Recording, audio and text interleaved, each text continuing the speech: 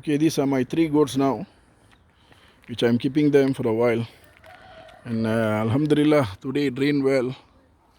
So there was some grass for them to eat. Unfortunately, I'm trying to feed them cabbage, corns and other things. But they only strictly eating grass. So country goat, not too sure how they eat and what is their lifestyle. But after, I should say like 1 week, almost 1 week, this is the closest I can get because they run away from me very fast. So life in Africa, something good, something bad. This is pandemic era. Now I'm keeping some free range chicken. And the chicken, I should say, after 8 weeks, they are growing quite well. Yep.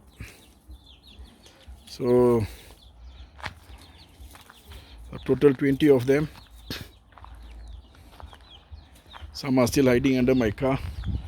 I just make a hole like this in my garage. And then they can come out and go in anytime they want. And what you are seeing inside, this is called Guinea fowl, which I bought a few days ago. And they are getting very well with the chickens. They are getting quite well. Yeah. So not bad.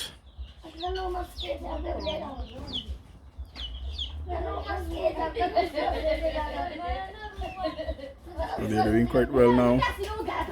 They get very well along with the chicks and they do not fight. And alhamdulillah, everything is good. If everything turn out well, after 3-4 months, we can slaughter the first one for our chicken or Guinea fowl biryani.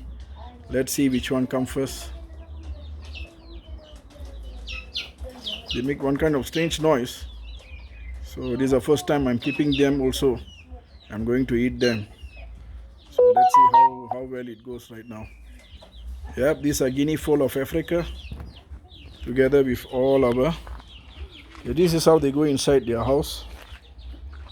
You can see from here. I can show you a demonstration. You just hop in. And then they just squeeze into the house. Yep, part of Africa, my friend. Till next time, see you from African continent.